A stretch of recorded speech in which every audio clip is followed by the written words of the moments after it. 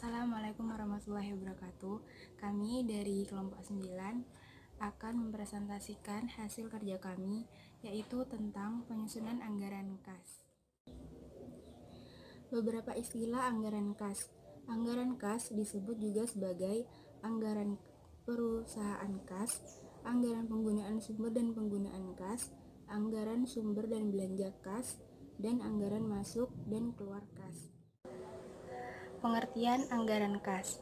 Anggaran kas adalah anggaran yang menunjukkan perubahan kas dan mengenai alasan mengenai perubahan kas tersebut dengan menunjukkan arus kas masuk sebagai sumber kas dan arus kas keluar sebagai arus kas yang dibelanjakan atau digunakan, sehingga tampak kelebihan dan kekurangan kas dan saldo kas selama periode tertentu dari suatu organisasi.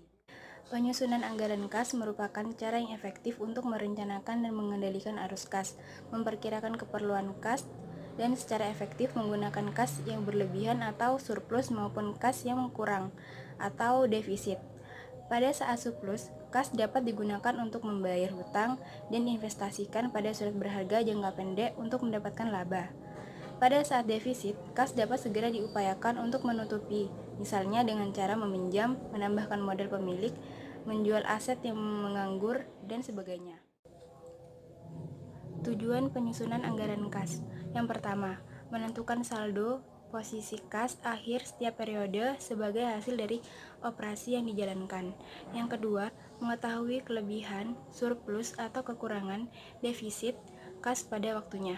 Yang ketiga, menyelaraskan kas dengan aset lancar, aset tak lancar, hutang, modal, pendapatan, dan beban. Yang keempat, mengetahui sumber kas masuk yang diperoleh selama satu periode dan digunakan untuk apa sumber kas masuk tersebut. Hal ini tampak pada arus kas keluar. Yang kelima, mengetahui kapan hutang dibayar kembali. Yang keenam, menilai realisasi kas masuk dan kas keluar agar dapat diketahui selisih realisasi dan anggaran. Yang ketujuh, memperkirakan sumber kas masa datang. Dan yang terakhir, menunjukkan hubungan laba bersih terhadap perubahan. Kegunaan anggaran kas. Yang pertama, sebagai dasar yang sehat untuk pemantauan posisi kas secara terus-menerus. Yang kedua, sebagai dasar pengambilan keputusan pinjaman jangka pendek ataupun jangka panjang atau dengan tambahan modal sendiri untuk menutupi defisit. Yang ketiga, sebagai dasar kebijakan pemberian kredit. Dan yang keempat, sebagai dasar menentukan kemampuan perusahaan membayar dividen kepada pemegang saham. Yang kelima, sebagai dasar dalam peningkatan kemampuan membayar kewajiban jangka pendek. Yang keenam, sebagai dasar dalam memperkuat posisi dalam penawaran. Faktor yang mempengaruhi anggaran kas. Kegiatan operasi. Kegiatan bersifat rutin dan terus-menerus dan membeli dan menjual produk atau jasa. Kegiatan investasi. Kegiatan yang dapat meningkatkan dan menurunkan aset tetap atau aset tak lancar dan menjual dan membeli surat berharga jangka panjang. Bangunan, tanah, kendaraan. Kegiatan pendanaan atau pembiayaan. Kegiatan yang berkaitan dengan utang dan modal sendiri dan pinjaman utang, penerbitan saham, pembelian kembali saham. Dua pendekatan dalam penyusunan anggaran kas. Untuk yang pertama, pendekatan kas masuk dan kas keluar. Yang kedua, pendekatan akunting keuangan.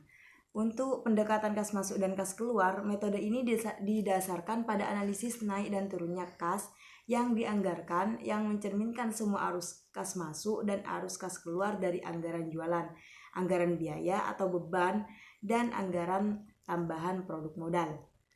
Sering digunakan untuk anggaran kas jangka pendek sebagai bagian dari rencana laba tahunan. Pendekatan kas masuk dan kas keluar ini juga disebut metode langsung. Untuk yang kedua, pendekatan akunting keuangan lebih cocok untuk anggaran kas jangka panjang. Cara penyusunan anggaran kas berdasarkan ikhtisar laba dan neraca yang dihasilkan akunting keuangan. Pendekatan akunting keuangan ini juga disebut metode tak langsung. Anggaran kas dapat disusun dalam dua bentuk. Yang pertama, anggaran kas bentuk tunggal. Yang kedua, anggaran kas bentuk campuran. Untuk anggaran kas bentuk tunggal disusun dengan cara mengelompokkan satu kelompok kas masuk dan satu kelompok kas keluar. Untuk anggaran kas bentuk campuran disusun dengan cara tiap kegiatan kas masuk dikurangkan dengan kas keluarnya, sehingga dapat diketahui kas masuk bersih atau kas keluar bersih dari masing-masing kegiatan. Terima kasih. Sekian dari kelompok kami, kurang lebihnya mohon maaf. Wassalamualaikum warahmatullahi wabarakatuh.